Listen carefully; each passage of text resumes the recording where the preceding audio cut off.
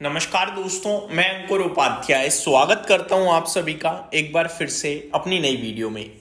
दोस्तों, बाजार में ना लॉन्ग टर्म इन्वेस्टमेंट में हम लोग क्या सोचते हैं कि खरीद लो अच्छी क्वालिटी का शेयर, एक ना एक दिन तो बढ़ ही जाएगा। राइट, मैं भी यही डिस्कस करता हूं, लेकिन ये सही चीज नहीं है। सही चीज ये है जब हम लॉन्ग टर्म का सोच रहे हैं, 3 साल 5 साल या मोर देन दैट, यानी हम किसी कंपनी में एक्चुअली में इन्वेस्ट करना चाहते हैं। हम शेयर में नहीं, इन कंपनी में इन्वेस्ट कर रहे हैं, उसके बिजनेस में इन्वेस्ट कर रहे हैं, उसके बिजनेस को पसंद करके उस कंपनी के शेयर में पैसा लगा रहे हैं। तो हमें वेट करना भी आना चाहिए।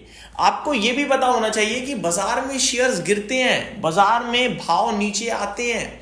तो अगर मैं 5 साल के लिए किसी स्टॉक में पैसा लगाना चाहता हूं तो हो सकता है मैं 1 साल इंतजार भी करना पड़े मुझे। अगर मैं 1 साल इंतजार कर लूं और मेरे को अच्छा भाव मिल जाए तो फिर इससे अच्छा क्या है। मैं यहाँ पे 1 नहीं 2 नहीं 3-4 एग्जांपल्स आपके साथ शेयर करूंगा जहां पे अगर आप इंतजार करें तो बहुत अच्छा पैसा बनता। अब शुरू करते हैं करके तीनों स्टॉक्स को डिस्कस करना। सबसे पहले स्टॉक की बात करना चाहूंगा दोस्तों, टाटा टेक्नोलॉजीज। आपको याद दिलाना चाहूंगा, जब इस कंपनी का आईपीओ आ रहा था ना, इसने सारे रिकॉर्ड ब्रेक कर दिए थे। टाटा ग्रुप की कंपनी, सुपर बिजनेस, बढ़िया, दोनों ही सेगमेंट में थी, ऑटो और ईवी में सब बढ़िया था। और लिस्टिंग उम्मीद थी कि डबल के समथिंग लिस्ट होगा, लेकिन ये 3 गुना के करीब लिस्ट हुआ। समझ रहे हो आप, मतलब इस कदर इसका मार्केट में हवा बनी। और आज की डेट में ये अपने इशू प्राइस पे ही पहुंच गया, ऑलमोस्ट 660 रुपीज पे। ऊपर में इस कंपनी ने करीब 1300-1400 के हाई दिखाए हुए हैं और आज की डेट में 660 रुपए पे है। और सबसे इंटरेस्टिंग पार्ट पता है, कोई लेने वाला नहीं है।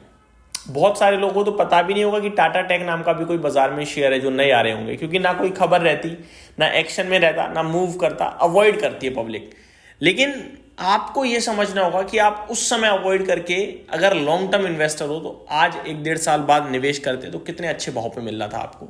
सबने 1000 रुपए पे भर लिया, 900 पे भर लिया, 1200 पे भर लिया, लेकिन आज देखो 660 रुपए पे धक्के खा रही है कंपनी आज भी सेम है, ग्रुप आज भी टाटा ही है, कंपनी आज भी वही कर रही है, बढ़िया कंपनी है। लेकिन फर्क इतना है, उस समय 65-70 के पीई पे थी, आज 38 के पीई पे है।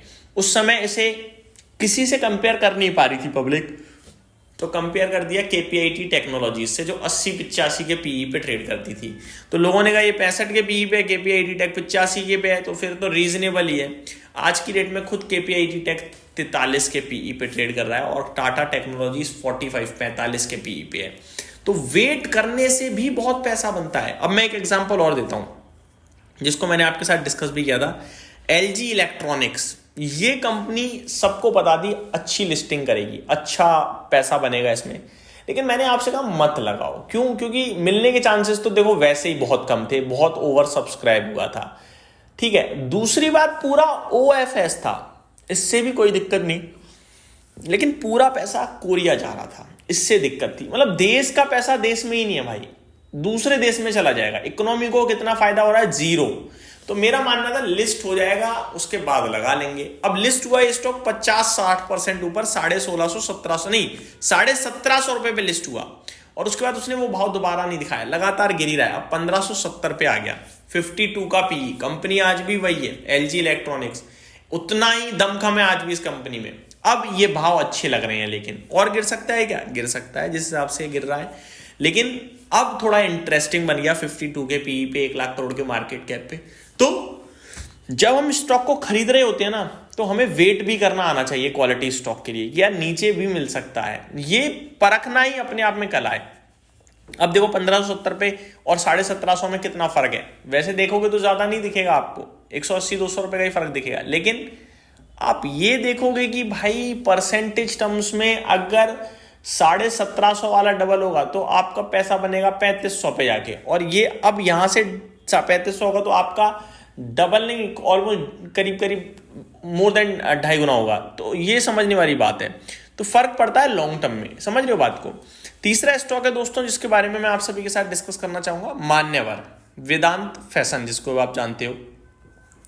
इसने भी लिस्टिंग बहुत अच्छी करी, ऊपर गया और ऊपर में करीब 1400-1500 के हाई दिखाए इसने, लेकिन आज की डेट में स्टॉक 596 पे अपने इशू प्राइस से भी नीचे है। उस समय क्या थी कि वेडिंग में मान्यवर का अलग ही नाम है, बढ़िया कंपनी है, हर जगह रिटेल चैन है, सबको पता है कंपनी के बारे में, लेना चाहिए, ये करना चाहिए, वो करना चाहिए। लेकिन आज की डेट में कोई इसे पूछ भी नहीं रहा, स्टॉक कहाँ खड़ा है 596 पे। तो कहने वाली बात ये दोस्तों कि वेट करके अच्छी क्वालिटी का शेयर अच्छे भाव पे मिलता है, उससे अच्छा कुछ भी नहीं है बाजार में। और ऐसे मैं स्टॉक्स गिनाता चला जाऊंगा और बहुत पड़े हैं मार्केट में। टाटा कैपिटल भी आईपीओ में सबने पैसा लगा लिया, ज्यादा नहीं लगाया लोगों ने पैसा, बट हाँ इशू तो फुल सब्सक्राइब हो गया था। लेकिन अब जब कुछ कर नहीं रहा शेयर तो बुरा लग रहा है सबको। लेकिन बुरा नहीं है ये, 32 के पी पे रीजनेबल है, अच्छा है, मतलब लेने योग्य है स्टॉक, पर कोई ले नहीं रहा है। एक स्टॉक है बजाज हाउसिंग फाइनेंस, आईपीओ में सारे रिकॉर्ड तोड़ दिए इसने, ठीक है, और आज की डेट में से कोई लेने को तैयार नहीं है। इसमें अब कितने अट्रैक्टिव वैल्यूएशंस पे, 95 के पीई पे, 95 के प्राइस पे, 33 के पीई पे, 1,17,000 करोड़ के, 26,000 करोड़ के समथिंग का एयूएम है कंपनी का, 79,000 करोड़ का मार्केट कैप, बजाज ग्रुप का कंपनी बहुत प्यारी हो रही है इस भाव पे। लेकिन किसी को पसंद नहीं आ रही। इसके बारे में तो मैं डिटेल आपके साथ आज डिस्कस कर सकता हूँ, मजा आएगा आपको पढ़ने में। बट भाव वैल्यूएशन देखकर अगर आप जज नहीं कर पा रहे तो मुश्किल है यार। आप सिर्फ भाव को फॉलो करोगे तो दिक्कत है, वैल्यूएशन मैटर करनी चाहिए। तो ये मेरी तरफ से अपडेट थी कि थोड़ा वेट करें अच्छी क्वालिटी के स्टॉक्स में, तो अच्छा भाव भी मिलता है। Thank you so much for watching this video, have a great day guys.